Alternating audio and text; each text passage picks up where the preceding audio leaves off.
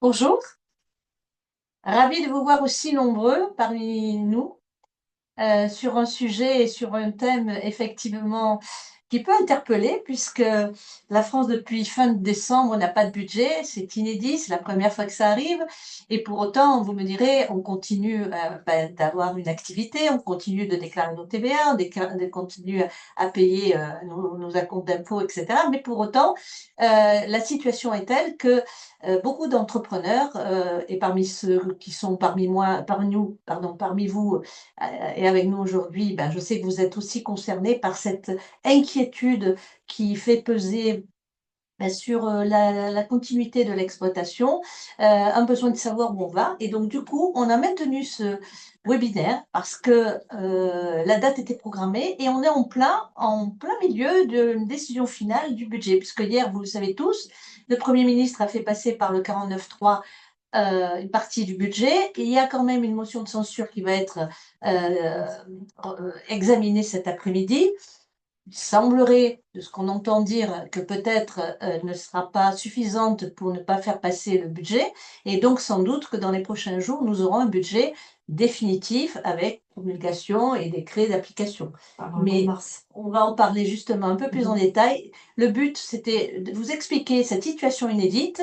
Et j'ai autour de moi bien Catherine Brigand, directrice régionale des finances publiques, accompagnée de Madame Anne Crével, secrétaire générale de la DRFIP, et surtout notre hôte, Nicolas Ferrand, président de l'Ordre régional des experts comptables, et moi-même, donc en tant que président de la CPME 13 et expert comptable, pour à la fois répondre à vos questions, qui seront dans une deuxième partie, et surtout, dans un premier temps, Catherine, si tu le veux bien, Oui, nous expliquer cette situation inédite, ce que ça Oui. sous-entend. oui, bien sûr. Bon, merci beaucoup. Bonjour à toutes et tous. Merci pour la participation que vous m'avez adressée à ce webinaire.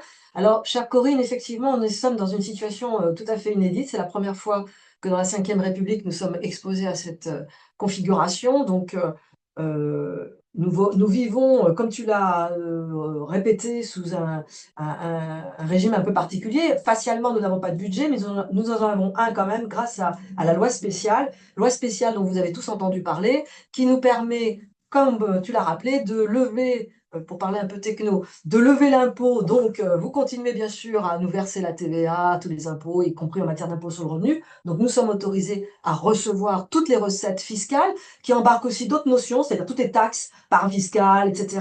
Bon, il n'y a pas que la fiscalité, les grands pans de la fiscalité, vous connaissez, mais c'est également un texte qui nous permet de voter les dépenses, c'est tout aussi essentiel, enfin de voter, de faire des dépenses publiques, c'est tout aussi essentiel, et c'est un texte qui nous permet aussi de faire vivre la sécurité sociale, etc. Donc, il faut quand même bien savoir qu'en l'absence de cette loi spéciale, heureusement prévue à la fois par la Constitution, mais également par la fameuse LOLF, la Constitution qui régit les finances publiques, eh bien, nous pouvons avoir une espèce de vie administrativo-fiscalo-prélèvement quasi normale, sauf que, gros bémol, tout cela se vit par rapport à tout ce qui avait été adopté l'année dernière, c'est ce qu'on appelle la loi de finances initiale 2024. Ça veut donc dire que l'enveloppe dans laquelle nous avons la possibilité de dépenser a été fixée l'an dernier, et bien évidemment, elle suppose que nous fassions attention dans les premiers mois de vie sous la loi spéciale pour ne pas voir cette enveloppe dériver. Et c'est pour cela que pour l'instant, vous avez peut-être entendu que nous vivons sur des services votés. Les services votés, c'est donc la direction du budget avec les services de la DGFiP qui contrôleront les dépenses pour que celles-ci ne soient engagées et a fortiori payées que lorsqu'elles répondent à la nécessité absolue de services publics. Alors je vous rassure, bien sûr, on garde la fluidité et cette notion de service public est entendue comme devant être, bien sûr, non paralysante pour l'ensemble de nos activités. Mais petit détail non anecdotique, tout ce qui est ce qu'on appelle les dépenses un peu non obligatoires, hein, voilà, plein de subventions, ou même certains opérateurs qui ont des actions avec des opérations non obligatoires, eh bien, elles sont mises pour l'instant un peu au frigo, ce qui fait que vous avez des associations d'ailleurs qui ne peuvent que se dire: mince, je n'ai pas encore reçu mes subventions, parce que ça fait partie des dépenses qui ne sont pas autorisées dans le cadre de ces services votés. Mais comme le disait Corinne Inesti, la relativement bonne nouvelle, puisqu'on est encore entaché d'un suspense, c'est que il y a eu accord sur le projet de loi de finances pour 2025 dans le cadre de la CMP, que certes, il y a une motion de censure déposée qui va être examinée aujourd'hui et dont on nous dit que vraisemblablement elle ne prospérerait pas. Ce qui veut donc dire que, pour vous donner un calendrier, on pense qu'avec la soumission de ce projet au Conseil constitutionnel, dont l'examen prendra entre 8 et 15 jours, on pense pouvoir disposer d'une loi de finances qui entrera en vigueur en mars. Donc en mars 2025. Ce qui veut donc dire que jusqu'à cette date-là, tant que la loi de finances nouvelle n'est pas promulguée, on continue à vivre sous l'emprise de la loi de finances spéciale, ce qu'on appelle les services votés. J'ai peut-être été un petit peu longue, mais c'était pour bien cadrer quand même l'exercice dans lequel nous sommes et également dire qu'il y a des mesures que l'on découvre, nous, dans le texte CMP, donc sur lequel nous ne sommes pas encore totalement stabilisés, parce qu'il y a des choses qui ont été, il y a eu des bougées jusqu'au dernier moment, et il faudra bien sûr attendre le commentaire officiel de la Direction générale des finances publiques pour savoir peut-être quelquefois in concreto, pour parler français, les conséquences de certaines mesures. Voilà. Voilà ce que je voulais dire en préambule. Tu as dit CMP, peut-être certaines Commission mixte paritaire, Ah, pardon. c'est important Pardon, aussi, commission mixte paritaire. Là, je suis mise à l'amende. Ça tombe bien, je la recouvrerai facilement puisque c'est moi-même qui paye. Mais voilà, c'est un acronyme qui effectivement n'est pas accessible toujours facilement. Et- Commission mixte paritaire, c'est le seul acronyme que j'ai utilisé, rassure-moi. Oui, mais Loi de finances, j'ai pas dit LFI. Non. Voilà, merci. non, ça, je crois qu'on l'aura entendu aussi. Alors, LFI, en plus, ça peut porter à confusion. C'est pour ça que je Loi de dis finances initiale, voilà. pense Si qu'on- vous m'entendez parler de LFI, je ne fais pas de politique, je n'ai pas le droit, devoir de réserve, mais ça veut dire loi de finances initiale, pardon d'avance. Voilà. Petite question technique, vous nous entendez bien en fait, il n'y a pas de sujet. D'accord. Oui, alors continuons sur cette, comment dire, situation inédite et merci pour tout ce que tu as apporté comme précision. On note qu'en mars 2025, on devrait enfin, a priori, être fixé. Par contre, il peut y avoir des mauvaises nouvelles en termes de rétroactivité. On a déjà vu que quelquefois, alors je dis mauvaises nouvelles, bien sûr, pour nous, qui sont donc les personnes qui payons l'impôt, bien évidemment. Je vous rassure tous, Et on est tous concernés, oui, je sais bien, puisqu'il y a l'impôt sur le revenu également et l'impôt sur les sociétés. Voilà. Voilà. Eh bien, Les écoute, contribuables, on va là, dire. Voilà. je dirais que c'est une question, enfin, moi qui ai fait beaucoup de services de la législation fiscale, mais c'était aussi avec le dernier, c'est une question toujours un peu irritante pour les praticiens que vous êtes et pour les entreprises. C'est effectivement de mesurer cette notion de rétroactivité fiscale ou pas. Et là, au cas particulier, la crainte qu'on avait eue dans le précédent texte qui avait été soumis en deuxième partie de l'examen au Sénat, et qui a été repris par le gouvernement Bayrou, mais qui a été modifié, c'était qu'il y ait une rétroactivité en matière du taux exceptionnel qui va être demandé en matière d'impôt sur les sociétés, mais sur les très très grandes entreprises. Or là, il y a eu donc un bouger conséquent puisque cette contribution exceptionnelle de l'impôt sur les sociétés, qui portera le taux à 20,6 de mémoire, ne s'appliquera que pour les exercices clos à compter du 31 décembre 2025. Donc ça, il y avait un grand débat sur est-ce que ce sera rétroactif ou pas dans le précédent gouvernement et le précédent texte. Ça, cette ambiguïté, elle a été levée. Donc je dirais que globalement et schématiquement, pour ce qui concerne la sphère des professionnels, les mesures dont on a connaissance, je reste prudente parce que je vous avouerai que je n'ai pas tout expertisé entre hier et aujourd'hui, mais globalement, pour la sphère des professionnels, on peut dire qu'il n'y a pas de rétroactivité, grosso modo, en tout cas sur les mesures emblématiques. Sur la sphère des particuliers, mais là aussi, j'espère que vous avez la chance d'être concerné, parce que ça veut dire que vous avez de très très hauts revenus, il y a une mesure qu'il faudra regarder de plus près, et qui est celle consistant à demander une contribution différentielle sur les plus hauts revenus, et qui devrait s'appliquer donc dans le cadre du barème qui a été mis en place dans ce texte qui est soumis au vote. Et ce nouveau barème, il est certes estampillé 2025, mais il porte systématiquement sur les revenus antérieurs, donc 2024. Est-ce que cette mesure sur cette contribution différentielle sur les très hauts revenus pourrait être regardée comme étant rétroactive? je serais étonnée, mais ça sera soumis peut-être à la censure du Conseil constitutionnel, parce que c'est le mécanisme du barème. Par exemple, vous et moi, nous avons la chance d'être dans les foyers fiscaux soumis à l'impôt sur le revenu, sans dévoiler le secret fiscal.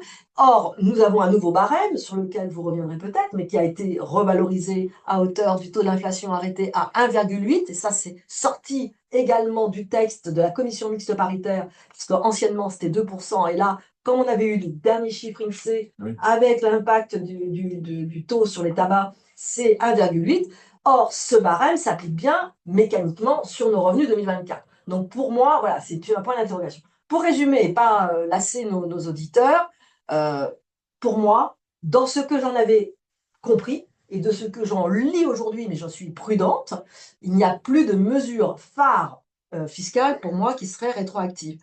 Tu es d'accord, Anne? Oui. Oui, a priori. A Mais enfin, priori. voilà, restons prudents, mais voilà.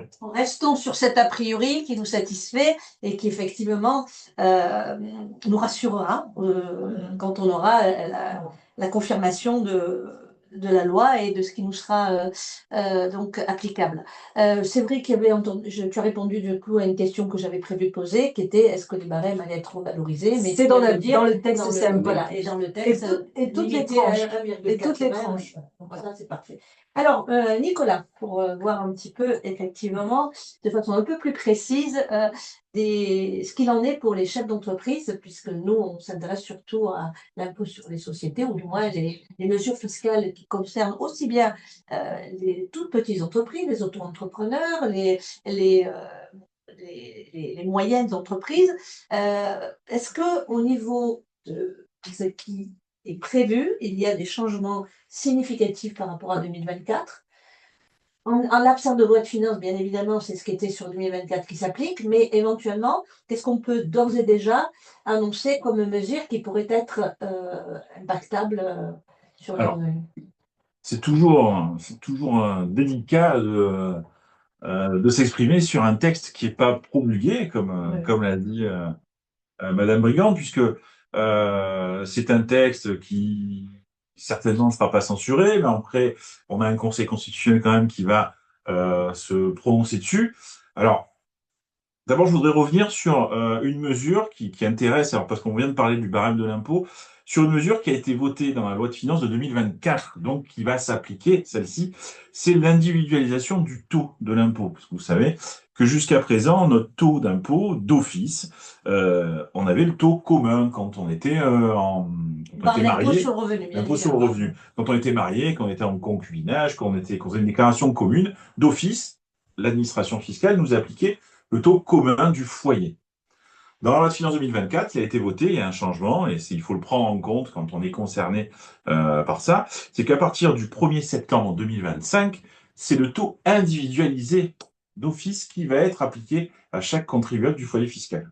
Donc, il faudra ou se rapprocher des services d'impôt ou de son conseil si on délègue sa déclaration d'impôt pour faire le point là-dessus. Et si on veut garder le bénéfice, donc du coup, du taux commun, il faudra bien faire l'option. Par contre, ça a été voté, c'est gravé dans le marbre. Ensuite, Corinne, alors, moi, ce qui me vient pour nos auditeurs, la première chose, il y a un article sur la franchise de TVA. Important. Je crois que ça Franchise de concerne TVA, vous savez, traditionnellement, c'est comme le barème de l'impôt sur le revenu.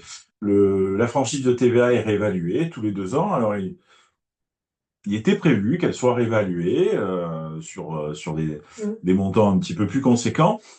Et il s'avère que dans l'article 10 de ce projet de loi de finances, qui n'est pas encore voté ni promulgué, eh bien, il s'avère que il y aurait un taux unique, un montant unique pour la franchise de TVA qui serait de 25 000 euros, quelles que soient les activités.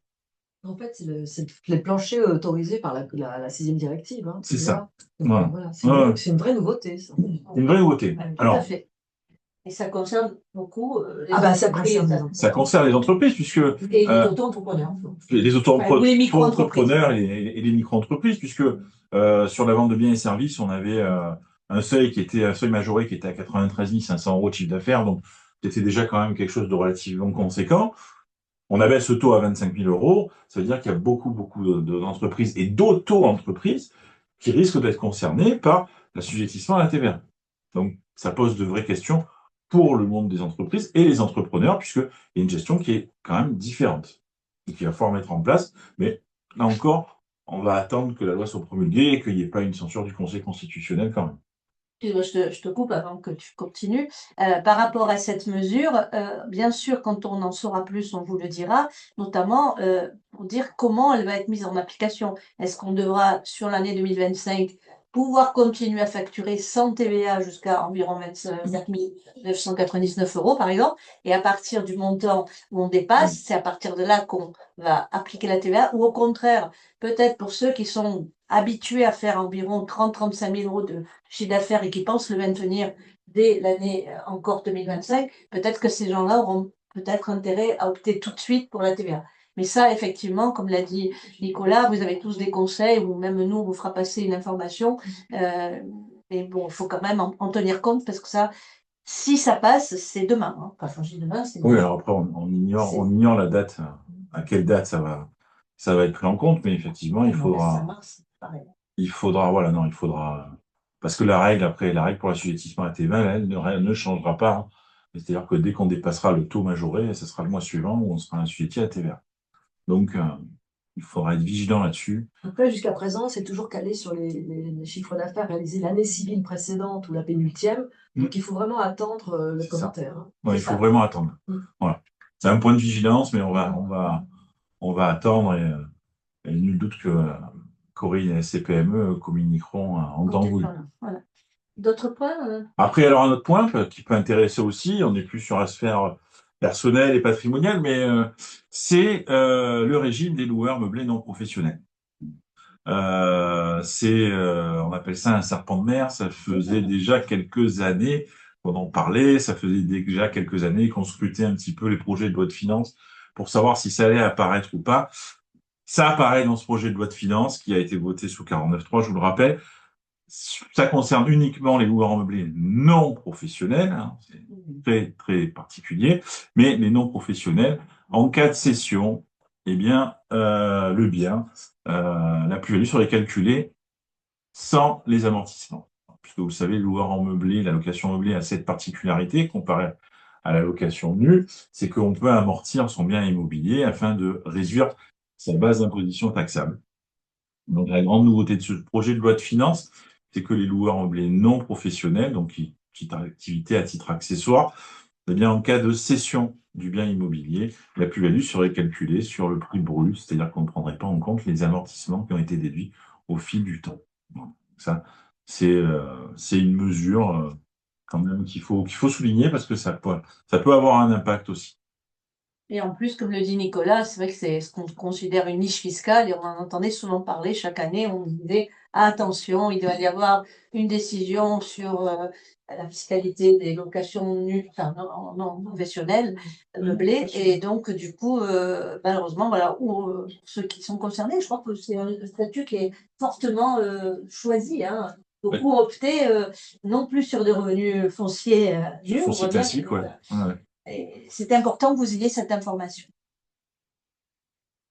Voilà, c'est les deux pour notre auditoire et pour les TPE-PME, c'est pour moi les deux principales mesures qu'il fallait souligner. Alors, on va passer après aux questions, mais moi, d'ores et déjà, j'avais une ou deux questions un peu générales aussi, mais qui correspondent à des demandes que j'entends autour de moi et des facteurs d'inquiétude également, sur la flat tax aujourd'hui, qui est un impôt que paye l'entreprise, hein, comme un précompte en quelque sorte, qui inclut à la fois l'impôt sur le revenu et les prélèvements sociaux et qui était forfaitisé à 30%. Beaucoup d'entre vous doivent le savoir lorsqu'on prend des dividendes, surtout dans les SAS, c'est ce taux qui est appliqué. Et on a entendu dire que ça pourrait monter à 33, voire 35. Alors, je ne suis pas sûre que c'est confirmé, mais moi, j'en ai vraiment entendu comme une information qu'il faut prendre au sérieux également. Donc là, pareil, c'est un poil trop tôt aujourd'hui pour vous dire que c'est décidé. Dès qu'on le saura, on vous le dira également. Et ça fait partie Des augmentations dont j'ai entendu parler et voilà. Alors, elle était dans le précédent texte, mais là, dans ce que j'en ai entendu, elle n'a pas été reprise. Donc, Si il faut c'est le vraiment qu'on cas, ait le texte de la CMP que nous n'avons pas encore, nous. voilà, si c'est le cas, ce sera une bonne nouvelle, au moins pour l'année 2025. Et je voulais aussi parler d'une demande aussi qui est récurrente, c'est le pacte du trail. Donc, elle avait été fortement pressentie que des avantages liés au pacte du trail seraient sans doute supprimés. Là aussi, il semblerait et pour l'instant d'ailleurs, moi j'en ai fait un récemment d'ailleurs, faut le dire, par un client, c'est bien confirmé que ça n'a pas de changement. Non. Donc voilà. Non, pour l'instant. Donc voilà. Pas notre connaissance. J'ai d'autres questions, mais s'il y en a dans la salle, enfin dans l'auditoire, n'hésitez pas, vous avez un chat sur le côté pour poser vos questions. On y répondra et c'est le but aussi du webinaire, hein. Donc là, je ne sais pas, j'arrive pas à lire. Non, pour l'instant, non. Bon. Alors, parce que moi j'ai quelques questions qu'on a préparées, heureusement, mais ça fait partie des demandes qu'on a régulièrement. La facture électronique. La facture électronique, on sait qu'il y a eu le report. Donc là, on est toujours dans le cadre du report. 2026, me semble-t-il, pour les grandes structures, on va dire, et puis pour tout le monde, 2027. Pour l'instant, c'est toujours les mêmes dates. Oui, oui. Attention, 1er septembre 2026, tout le monde va être en capacité de recevoir en facturation électronique, mais par contre, pour l'émission des factures électroniques, c'est uniquement les grandes entreprises, les ETI, etc. Pour l'instant, alors là, l'expérience de quelques mois passés nous rend extrêmement prudents, donc on va continuer à rester prudent et dire que pour l'instant, effectivement, le calendrier n'est absolument pas modifié. On est en pleine arbitrage sur les différentes plateformes qui sont agréées, etc. Donc ça, en réalité, il y a un travail, je dirais pas souterrain, mais quasi souterrain, très technologique, qui est en train de se faire avec des agréments, etc. Donc, pour l'instant, il n'y a vraiment rien de modifié pour les personnes qui participent à ce webinaire. Le seul conseil qu'on peut dire, c'est qu'il faut s'y préparer, hein, et que bien évidemment, l'administration des finances publiques, mais je ne doute pas qu'on le fera en plus, en soutien avec les experts comptables, bien évidemment, mais l'administration des finances publiques est déjà en train de construire son dispositif de soutien et de promotion, dans le sens noble du terme, de la facturation électronique dans des délais qui feront que les toutes petites entreprises ne seront pas prises trop au dépourvu. Et là, on ne peut pas dire, malgré tout, je sais que je vais peut-être en choquer quelques-uns, mais je l'assume, on ne peut pas dire quand même que la facturation électronique n'ait jamais été abordée. Et je pense quand même que je peux entendre en revanche que sur le plan de l'organisation, voire même du changement dans les circuits, ça puisse poser problème. Mais je vais vous lancer une anecdote. L'été dernier, moi j'avais découvert avec étonnement, je ne ferai pas d'autres commentaires, que ceux qui étaient les moins bien préparés, c'était les très très très grandes entreprises, notamment une, alors que les TPE et les PME qui en avaient entendu parler disaient bon, ça m'ennuie, je ne sais pas trop comment je vais faire, et puis maintenant j'apprends que finalement il n'y a plus la plateforme gratuite, donc pati patacouffin, ça c'est vrai, mais tous étaient en train de réfléchir à cela. Or nous avons eu connaissance d'une très très grande entreprise qui benoîtement nous a dit ah bon, ah bah tiens, ah bah nous pas savoir. Donc voilà. Donc quand on dit que les toutes petites entreprises, les TPE, les PME ne sont pas toujours bien informées, je pense que si elles le sont, je pense par contre et c'est là où il faudra qu'on soit en soutien, notamment avec bien sûr les organisations des patronales, mais nos tiers habituels que sont les experts comptables, mais pas que, mes services, les services des impôts des entreprises seront bien sûr dédiés pendant un bon moment à faire de l'assistance pour informer, etc. Donc on est un petit peu dans un entre-deux. Puis je dirais que les problématiques de loi de finances ont complètement cannibalisé toute notre communication. Donc vous savez comme moi que trop de communication tue les messages qu'on veut porter. Donc on n'est pas du tout en ce moment sur ce thème, hein, mais la facturation électronique, pour le moment, on y va. Et je dirais que de toute façon, on y va d'autant plus que d'ici 2028, ce sera obligatoire dans toute l'Union européenne. Donc voilà. Est-ce que justement on peut rappeler quelque chose qui fait que bon, pour recevoir, tout le monde devrait être en capacité de recevoir en 2026, hein, pour émettre, hein, c'est pas tout le monde quand même. Il y a un seuil de, enfin, il faut être assujetti parce que, Oui, par il faut être exemple, assujetti, il y en a tout quelques-uns à fait. Il y a ne certains qui sont exonérés, justement la Bien sûr, franchise, certains. voilà. Voilà, Voilà. c'est pour ça que j'en parlais, parce que comme la franchise que- va baisser, Si ça risque de si concerner la encore franchise plus de baisse, ouais, personnes. effectivement, Voilà. ça va élargir le socle. Bien vu, tout à fait. Voilà, c'est pour dire que, en fait, beaucoup devront être donc en mesure de pouvoir émettre des factures électroniques. Et donc, il faut s'y préparer. Et on sera là aussi pour vous en parler à ce moment-là. Volontiers, oui. Et c'est parfait. Alors, est-ce qu'il y a des questions? Parce que bon, après, moi, j'ai toujours un panel Alors, il n'y a de pas de recherche, questions mais pour après, il va s'épuiser. l'instant. Non, pour l'instant, pas de questions pour elle. Il n'y a personne qui veut suggérer ou profiter de l'occasion parce que on est ravis d'avoir Madame la directrice régionale des finances publiques et Monsieur le président de l'Ordre des experts comptables. Peut-être que c'est pas tous les jours qu'on a la possibilité de poser des questions, donc ne vous gênez pas. Hein. Non, mais je pense qu'ils attendent avec impatience un time to talk sur la facturation électronique à la rentrée en Alors ça, on septembre. le fera. Ça, je pense que le rendez-vous Quand, est pris pour quand tout former sera et pour expliquer d'accord, les plateformes, parce qu'il y a un sujet sur les plateformes, et j'en ai entendu parler, gratuité, pas gratuité, etc. Donc, il y a à revoir les choses aussi, on va en parler. Ouais. mais ça sera l'occasion d'un nouveau webinaire. Euh, En termes d'impôts de production. Alors, j'aimerais savoir en tant que micro ou puis-je être formé SVP? Et après, il y a bonjour, est-ce que vous allez aborder la formation? Formation de Alors, oui, la formation, je pense que c'est ça. vous parlez de la Alors, formation, qui voilà. qui s'exprime, là, on le voit, nous? Alors, c'est Jenny Verland qui nous dit: j'aimerais savoir, en tant que micro, où Ah. puis-je être formé? Et puis il y a la formation professionnelle et l'apprentissage. Oui, alors ça, c'est pour les aides. Alors, je suppose, par la suite, on va les faire dans l'ordre. Dans le premier temps, où puis-je être formé? Donc, est-ce que c'est par rapport à Alors, pour la facture, à la facturation Jenny, électronique? ouais, Oui, Jenny alors. Verland nous dit pour la facturation électronique. Pour la facturation électronique, en tant que micro, vous allez forcément déjà, dans un premier temps, recevoir des informations de la DGFiP, puisque la DGFiP mettra en place un grand vecteur de communication Absolument. là-dessus. Oui. Après, il y a la CPME 13, je m'avance un peu pour Corinne, mais Oui, non, mais on relève forcément, forcément, il y aura un relais. des ateliers aussi. Il y aura un relais. Je pense que toutes les organisations patronales professionnelles vont faire des formations. Leurs experts comptables feront aussi des formations pour les experts comptables qui relayeront aussi la bonne parole. Il y aura largement de quoi se former sur la facturation électronique, pas d'inquiétude.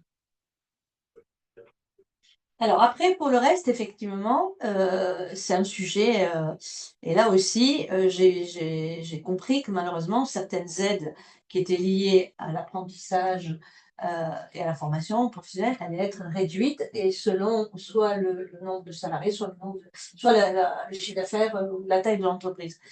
Quelqu'un, vous en savez un peu plus? Parce que ça aussi, c'est des choses qui sont en train d'être, Pour la taxe d'apprentissage, le dernier écho qu'on a, c'est le projet de décret qui serait un peu en modification par rapport aux usages habituels pour la taxe d'apprentissage, puisqu'on ne jouerait, entre guillemets, que par rapport aux effectifs. Et donc, je lisais que l'aide sera de 5 000 € pour celles des entreprises qui ont moins de 250 salariés, et elle serait de 2 000 pour celles des entreprises qui ont plus de 250 salariés. Donc là, c'est vrai qu'il faut attendre malgré tout la rédaction du décret, parce qu'il y a des choses à l'arbitrage à Matignon sur ce projet de décret défendu par la ministre du Travail. Donc là-dessus, bon, je pense que ça va effectivement susciter quelques réactions, mais je voulais juste rappeler, et je suis désolée de jouer un peu à la méchante et de prendre ma casquette direction du budget, partenaire de la direction du budget. Je crois qu'il faut être conscient qu'on recherche des économies et que le tuyau des dépenses publiques doit être un peu resserré, n'est-ce pas? Alors après, les choix qui sont faits, il ne m'appartient pas de les commenter, mais cette mesure fait partie de celles qui sont flaguées, estampillées comme étant génératrices d'économies de finances publiques. Donc voilà.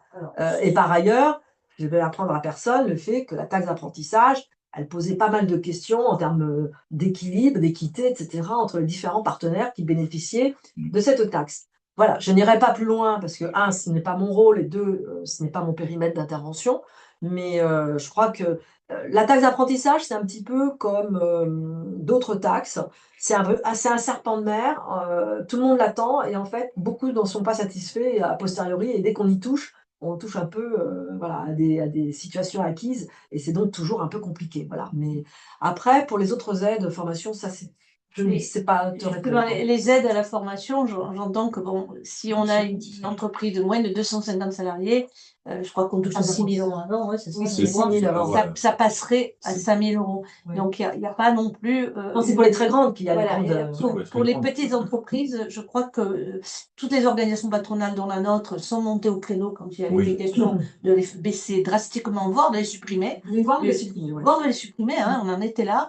Donc, il y aurait quand même un seuil, enfin, un montant de 5 000 € qui pourrait continuer parce que nous, on est conscients, là, je fais un petit aparté, bien sûr, syndicalisme, défense des entreprises. Nous, on estime qu'au contraire, ça aide à former les personnes, les apprentis, à transmettre. Donc, pour nous, c'est vraiment très, très important. Ceci dit, du coup, on parlait d'apprentissage. Je crois qu'il y avait une autre question. Ouais, ça, Une je suis autre en train de question. dire. Alors, pour les experts comptables, je vois. Je sais Marie. pas. Alors, c'est Marie qui nous dit, pourriez-vous nous dire comment les experts comptables se préparent-ils à la facture électronique? Ressentez-vous une réflexion plus générale qui pousse les experts comptables à diversifier leur offre? Je pense notamment au full service.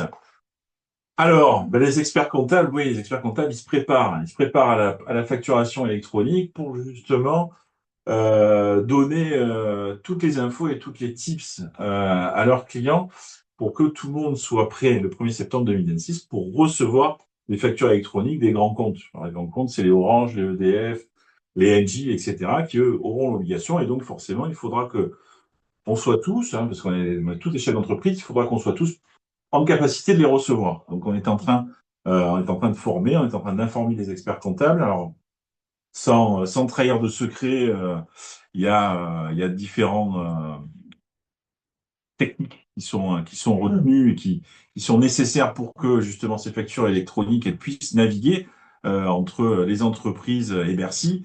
Et donc les phases de test vont commencer en septembre 2025. Donc nous, on est en train de préparer la corporation des experts comptables pour qu'ils soient à jour de tout ça et justement ils puissent distiller l'information à leurs clients. Et forcément, il y a une réflexion qui naît de savoir comment se servir de ça, parce que la facturation électronique, ça a un bienfait. C'est que toutes les factures qui vont être émises au format électronique, au format X, elles vont avoir quelque chose d'extraordinaire, c'est que en 1 heure de temps, votre expert comptable, ben, il aura à disposition vos factures, fournisseurs et clients. Donc, vous n'aurez plus cette corvée, je vais dire, de devoir tout fournir une fois par mois. Il y aura l'information en temps réel. Et donc, forcément, il y a une réflexion générale qui s'organise autour de ça, de savoir justement comment est-ce qu'on va pouvoir agréger toutes ces données qu'on va avoir quasiment instantanément pour pouvoir donner un rendu à nos clients. Ça, c'est la première. Et après, le full service fait partie des différentes pistes qui sont étudiées par les cabinets d'expertise comptable. Tous ne le feront pas parce que c'est vraiment une offre qui est dédiée, qui est complète, et tous n'ont pas la capacité de pouvoir offrir des services de facturation client ou de relance client ou de règlement des fournisseurs. Mais ça fait partie des réflexions. La profession évolue, hein, aussi, et s'adapte. Après, merci Stéphanie de nous confirmer que les aides à l'apprentissage sont importantes. Stéphanie Ragu qui nous met un petit Oui, message. je vois ça, oui. Est-ce qu'il y a d'autres questions parmi vous sur des thématiques que vous voulez voir abordées? Le temps que les questions arrivent, je voulais juste embrayer sur la Moi, facturation électronique. Ouais. Donc, pas du tout, je te rassure, sur l'organisation des cabinets comptables, mais simplement pour rappeler quelque chose, c'est que pour l'administration des finances et de notre pays, comme tous les autres pays de l'Union européenne, c'est que ça va nous permettre, nous, de récupérer les données, des données, ce qu'on appelle vraiment le e-reporting en matière de TVA. Et donc, c'est un élément puissant pour nous de lutte contre la fraude fiscale, bien sûr. Je vous rappelle que la fraude à la TVA, c'est un élément extrêmement pénalisant pour les entreprises, qu'elles soient petites ou grandes, mais notamment pour les petites entreprises, puisque ça fausse la concurrence. Tous les mauvais payeurs de TVA faussent délibérément la concurrence, puisque les prix ne sont bien sûr pas les mêmes. Je n'entrerai pas plus dans le détail, mais par ailleurs, c'est la porte nécessaire et donc ouverte pour dématérialiser totalement les déclarations de TVA. Et donc là aussi, ça sera des gains de productivité, j'ose le mot, pour l'administration des finances. Donc vous m'avez compris, ce qui dit gain de productivité dit économie pour l'État, in fine. Ça voudrait donc dire qu'on n'aurait plus à déclarer Bah, bien sûr nos que si, mais TVA ça sera collectés, ou est-ce qu'il est prévu qu'un jour, si, c'est déclaré, mais ça prend une autre forme. Mmh. C'est-à-dire qu'on récupère la déclaration électronique, enfin, il y aura une dématérialisation. Je ne suis pas en train de dire qu'on va reconstituer votre chiffre d'affaires. Je rappelle que c'est quand même quelque chose qui relève. déclaratif. Voilà, Ok, merci. d'accord. On est dans un état déclaratif. Voilà, je Merci. voulais le redire parce que Merci ça beaucoup. peut laisser prêter à confusion, Non, parce que non, j'ai mais beaucoup entendu tu as raison. que certains disent, bah, bientôt, on n'aura même plus à faire ni de liasse fiscale, ni Alors, de déclaration TVA, on puisqu'on va- aura les... alors, Bon, le bon, mythe de prélèvement à la source, bon, on va pas le décliner dans tous les impôts pour l'instant, en on tout va cas. peut-être, Voilà. alors Revenir sur le. on peut peut-être expliquer un peu ce que c'est le e-reporting. Ben, le e-reporting, c'est la ponction dans les différentes factures qui seront émises et notamment donc la TVA collectée, mais pas que. Et ce sera la ponction de différentes informations qui nous permettront de faire des matchs, de pouvoir corroborer, pour continuer le langage un peu techno, corroborer avec ce qui a été émis, ce qui a été reçu, et puis la situation des Voilà. marchandises, voilà, Il faut, ou des prestations de services. faut que nos auditeurs sachent que la réforme de la facture électronique va beaucoup plus loin qu'un C'est simple pas qu'un simple, format, voilà, c'est pas qu'un qu'un simple format. format de facture qui va transiter par les tuyaux de Bercy Non, on va et pour récupérer la TVA redescendre collective, on va chez, récupérer la TVA chez le collectée, prestataire final, mais c'est que aussi après, il y a une deuxième phase qui est c'est sur le concomitant. e-reporting. C'est Et là, concomitant. et là, C'est concomitant. tous les 10 jours, les entreprises devront Voilà. transmettre Voilà. leurs encaissements à Bercy. Et ça, c'est un véritable défi pour les chefs d'entreprise et pour la profession, pour les experts comptables, parce que ce e-reporting, ça va nous permettre aussi de faire un pas de géant, en fait, dans la gestion des entreprises et dans tout l'accompagnement qu'on va pouvoir faire au quotidien. Alors, je précise pour mettre tout le monde d'accord qu'il n'y a pas que les experts comptables qui devront se remettre en question. La facturation électronique sera bien sûr aussi un mini bouleversement pour l'organisation de mes services. Les services des impôts des entreprises vont être concernés par la remise en cause également de leur manière de travailler. Donc, vous ne serez pas les seuls, les entreprises et les experts comptables, à devoir se remettre en question. Alors, on aura nos bilans au 1er février, alors peut-être pas le 1er février, parce que ça voudrait dire que ça laisserait que 20 jours travaillés hors jours fériés au mois de janvier, ce qui peut être un petit peu compliqué. Mais l'avantage étant, c'est que déjà dans un premier temps, c'est d'avoir l'information en temps réel. Il y a beaucoup moins de pièces manquantes pour établir les comptes annuels et donc on a déjà plus facilement des situations mensuelles, voire tous les 15 jours en fonction de son entreprise. Et effectivement, normalement, les bilans devraient sortir beaucoup plus tôt. Voilà. Après, si on veut que les bilans sortent beaucoup plus tôt, il suffit de demander à ce que le législateur légifère sur la date de dépôt légal du bilan et qu'il la mette au 28 février. Et là, vous serez sûr d'avoir vos bilans au 28 février. Pour le 31 mars, une époque, il me semblait, c'était pour le 28 février, tu avais les SCI il y a Oui, il y longtemps. avait, oui, il y avait Mais voilà. Voilà, le 28 février, ça existait déjà pour d'autres Mais structures et dans d'autres temps. croyez-moi, on serait ravis que tous nos clients aient leur bilan le 1er février. Voilà, donc en matière de TVA, effectivement, et j'ai bien aimé ce que vient de dire aussi Catherine de le rappeler, c'est que au départ, si vous avez les éléments qui correspondent aux factures, vous n'avez pas les encaissements. Mais aujourd'hui, vous dites effectivement, puisque beaucoup, on paye la TVA sur les encaissements, on la paye pas sur Non. les débits. Donc voilà, c'est important qu'on sache que. Bon, bah écoutez, c'est passionnant, mais malheureusement, effectivement, ça va laisser présager qu'il va y avoir des ajustements le temps de la mise en place, au moins qu'on puisse les récupérer déjà, et après être prêt. Donc, on est là. De toute façon, l'ordre s'organisera et nous, CPME, bien évidemment, qu'on vous accompagnera sur ce chantier. Moi, je voulais rappeler une petite question qui ne fait pas forcément partie de la loi de finances votée aujourd'hui, mais on avait annoncé longtemps en avance la fin des impôts de production et on avait dit il n'y aura plus de CVAE. Si, c'est dans le texte. Mais du coup, c'est décalé, on est bien d'accord. Oui, c'est décalé. C'était pour certains qui la payent encore.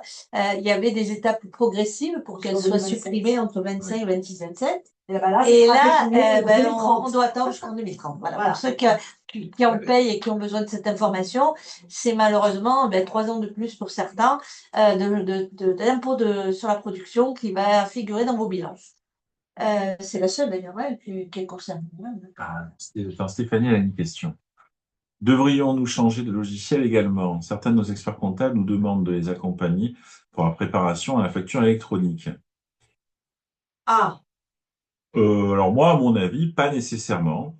parce que dans la liste des plateformes de dépôt qui vont être autorisées par l'administration fiscale, certaines vont être directement liées en fait à un logiciel de facturation. Il y en a un certain nombre, hein, parce que je crois qu'il y a plus de 80 dossiers qui ont été déposés. À Donc, moi, à ma connaissance, on en était là, il y a quelques semaines, c'était oui, plus de 80. Oui. voilà, donc il y a des logiciels de facturation qui ont pignon sur rue et qui sont très connus des entrepreneurs, que ce soit des EBP, des Time, des Penny Lane, des choses comme ça. Il y a des logiciels de facturation qui sont plus spécialisés dans les très grandes entreprises, donc ça nous concerne moins aujourd'hui. Et après, il y a des éditeurs donc de ces plateformes qui vont se charger uniquement de prendre des factures qui seront éditées en PDF, donc pour des logiciels qui n'auraient pas fait le saut, et de les transformer dans le bon format et de les transférer. Voilà. Donc là, c'est vraiment, Stéphanie, ça va vraiment être du cas par cas, et donc on va attendre d'avoir la liste officielle de ces plateformes de dépôt pour envisager les différents scénarios. Non, mais c'est un vrai sujet. C'est un vrai Oui, sujet. clairement. Enfin, sur les mois à venir, voire les années à venir. Euh, Juste un petit mot sur, alors qui n'est pas vraiment lié aux lois de finances, mais c'est peut-être la dernière. Le site Apopengo et la messagerie. C'est très pratique parce qu'effectivement, et j'ose espérer que tout le monde a compris qu'on doit avoir sa propre messagerie sur son site professionnel Apopengo. Mais enfin, moi je l'ai testé, la plupart du temps, il y a une rapidité de réponse Oui. et une personnalisation de la réponse très agréable. Après, j'entends parfois que dans certains autres cas, c'est pas toujours aussi rétroactif. Il y a un délai à peu près, non mais c'est pas très fréquent, mais je l'ai vu. Il y a un délai pour répondre, c'est juste une question. Alors, en principe, et je vous demande à Oui, en tous principe, on est bien je, d'accord. je vous demande beaucoup de bienveillance parce que je suis sûre que Excusez-moi, ce parmi... n'est pas une question piège. C'est pas une question Non, piège, non, d'abord, non. il n'y a pas de question piège, il n'y a Voilà. que des questions auxquelles je n'ai éventuellement pas les réponses immédiates, mais ce n'est pas une question piège. Alors je dis en principe, et je vous demande à tous de la bienveillance, parce que je suis sûre que quand je vais dire ça, il y en a au moins, allez, 20% ou 30% qui vont me dire « Ah, ah, c'est pas du tout ces délais-là ». En principe, dans ce qu'on appelle notre réponse à messagerie professionnelle qui s'appelle le e-contact, on a 8 jours pour répondre. Alors, l'honnêteté m'oblige à vous dire que c'est très rare qu'on arrive à respecter ces 8 jours dans tous les services, en tout cas pour parler de la Direction régionale des finances publiques Provence-Alpes-Côte d'Azur, Bouches-du-Rhône, parce qu'il y a des phénomènes d'embouteillage. Et alors, dans la fiscalité des professionnels, on arrive peu ou prou à tenir les délais parce qu'en plus, il y a un lien particulier, notamment avec les experts comptables, qui sont quand même nos partenaires, les truchements entre les entreprises et puis l'administration des finances. Mais je sais par exemple, pour être totalement transparente, que j'ai des centres des impôts fonciers où, hélas, ce n'est pas du tout en 8 jours, ni même en 2 semaines, ni même en 3 semaines, c'est beaucoup plus long. Et tout cela parce que tout simplement, on est engorgé par des questions et surtout le phénomène pervers que nous avons du mal à identifier et donc nous avons du mal à le corriger, c'est que on est tous devenus impatients avec Internet et nous n'y échappons pas. Quand on pose une question et qu'au bout d'un délai que chacun considère comme étant raisonnable, alors ça varie en fonction de la personnalité. Moi, personnellement, si je n'ai pas la réponse tout de suite, je m'énerve. Bon, ça, c'est mon caractère, mais il y a des gens qui peuvent attendre 8 jours, d'autres 15 jours, mais en réalité, on est tous devenus impatients, donc qu'est-ce qu'ils font? Ils réitèrent la question. Et ça vient gonfler nos stocks, et voilà. Mais enfin, ce n'est pas une excuse, c'est une raison. Et cette façon de communiquer avec nous est pourtant celle qui est la plus sécure. Je ne suis pas sûre que ce soit français, mais en tout cas, c'est celle qui est la plus sécurisée. Et en fait, je pense que dans les services des impôts d'entreprise, je n'ai pas fait les stats, mais ce n'est pas les services où j'ai le plus de retard, mais il y en a dans certains SIE. Notamment un de mes plus gros du département, hélas, parce que je leur ai demandé de se consacrer à autre chose, et évidemment, j'ai droit à, puisque tu nous demandes de faire ça, on ne fera pas ça. Voilà. On ne peut pas tout faire, on n'est pas Vishnu. Bon, c'est encore une fois une raison et pas une excuse, mais voilà. Non, mais je voulais en parler parce que moi, je trouve qu'effectivement, la mise en place de la messagerie personnalisée, aussi bien à titre de l'impôt sur le revenu, enfin, pour les non-professionnels que pour les professionnels, c'est quelque chose qui a facilité les contacts en grande majorité des cas. Tout à fait. En même temps, je voulais vous dire qu'à la CPME, on a toujours un service qui s'appelle Allo CPME 13, peut-être que le numéro s'affichera pour nos adhérents et ceux qui ont besoin d'avoir parfois un conseil, une assistance, n'hésitez pas, hein, on est aussi là pour faire parfois le lien. Et merci d'ailleurs, Catherine, Ouais. d'avoir toujours été Ouais. diligente et efficace dans les retours des questions où on a une petite problématique et comme tu l'as dit, des fois on aime bien être rassuré ou avoir une réponse. Ouais. Tout à fait, et je rebondis sur un commentaire que je lis et je remercie la personne qui a écrit ce commentaire. Alors, je confirme que mes services, et notamment ceux qui sont dédiés à la fiscalité des professionnels, sont passés presque dans leur ADN, ils sont très à l'écoute des toutes petites entreprises et des PME, parce que je dirais que les très grosses entreprises ont moins besoin de notre soutien quotidien, parce qu'ils ont des experts comptables, des commissaires aux comptes, des avocats, ils ont des ressources. Voilà. Après, je ne dis pas que les réponses sont forcément les bonnes, ça c'est ma petite pique, mais en tout cas, et bien sûr, pour être plus sérieuse, ils ont des contacts et de l'aide. Mais c'est vrai que mes services sont très engagés dans ce soutien et ils sont voilà. Donc quelquefois, quand il y a pas de, quand il y a des délais trop longs, il faut pas hésiter à me le signaler. Rassurez-vous, je vais pas les engueuler. De toute façon, ça servira à rien. Mais c'est mon rôle après de voir comment trouver des solutions, des palliatifs. Et deuxième chose, je voulais aussi vous dire que c'est vrai pour votre vie privée comme pour votre vie professionnelle.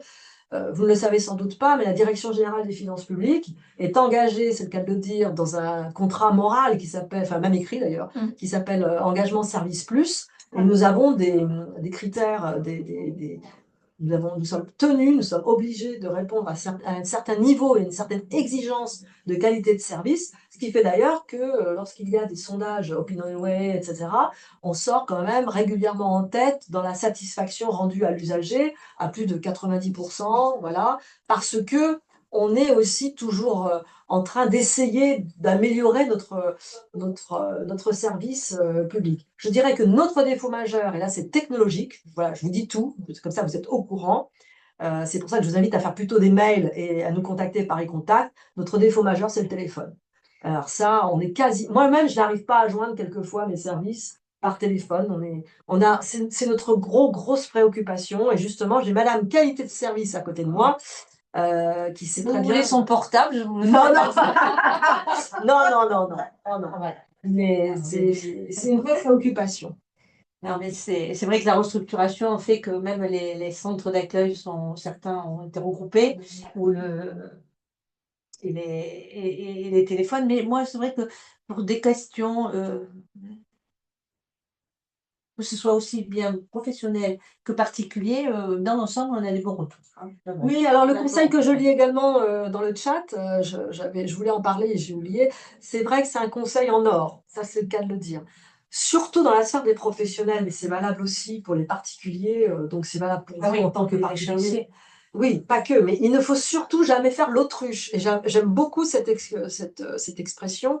Quand on est en difficulté, là je vais prendre ma casquette soutien aux entreprises en difficulté, il ne faut surtout pas, ou même quand on n'est pas en difficulté réelle, mais qu'on a peut-être envie de poser des questions particulières, il ne faut pas rester éloigné de l'administration des finances publiques. Il faut absolument ne pas hésiter à contacter le service des impôts des entreprises et à dire tout simplement, ben voilà, j'ai une difficulté, elle est ponctuelle, quels sont mes moyens de vous demander un étalement, sans que bien sûr ça représente 2 ans ou 3 ans, ça c'est un autre sujet. Mais mieux vaut informer, avertir en amont que de nous laisser voir, de nous laisser découvrir une situation qui se répète et du coup qui s'aggrave et nous mettre des pénalités. Voilà, et c'est toujours, voilà, c'est toujours extrêmement pénalisant pour l'entreprise et c'est dommage puisque un bon contact souvent peut permettre de résoudre des difficultés tout à fait ponctuelles. Ben, vous voyez, ce qui était au départ un webinaire sur les lois de finances, le budget, est aussi pour vous, et je pense que vous l'avez pris comme ça, une découverte de la proximité aujourd'hui encore plus évidente des finances publiques. Et merci Catherine, merci Anne de confirmer effectivement que vous êtes à l'écoute. D'ailleurs, tu es toujours la bienvenue et je sais que tu es très à l'écoute des problématiques des petites et moyennes entreprises que nous représentons. Merci aussi Nicolas, parce que certes, c'est mon métier, hein, évidemment, et on a une de connaissances mutuelles des difficultés ou du moins de la vie, et tout simplement des entreprises. Mais c'est quand même très important d'être toujours à nos côtés pour nous aider, pour apporter des précisions, pour vous donner de l'information et pour répondre à vos questions. Là, pareil, passez par nous s'il y a une problématique. On a toujours possibilité de faire passer l'information auprès de l'ordre des experts comptables. Ben voilà, moi je voulais vous remercier. S'il n'y a pas d'autres questions, à moins qu'il y en ait encore. Mais bon, c'est plutôt des merci, ben, tant C'est des mieux. merci. C'est toujours agréable. Je vous donne rendez-vous et je pense que Lou va faire apparaître notre prochain apéro business qui a lieu. Alors, alors, j'ai oublié le nom, excusez-moi, mais si ça apparaît, Fosséa, je crois. Attendez, je suis désolée. Donc c'est le data center où nous aurons aussi la chance voilà, Fosséa DC, d'avoir des tables rondes dans lesquelles interviendront entre autres Stéphanie Ragu, présidente de Medinsoft, que je remercie d'ailleurs pour jeudi soir, d'avoir pris le temps d'assister à ce webinaire et de nous faire l'honneur et le plaisir d'animer une table ronde. Mais bon, vous savez qu'on terminé pour 19h30. Hein. et on fera en sorte d'être à 20h dans une autre configuration. Voilà, donc vous savez que la CPME est à votre écoute.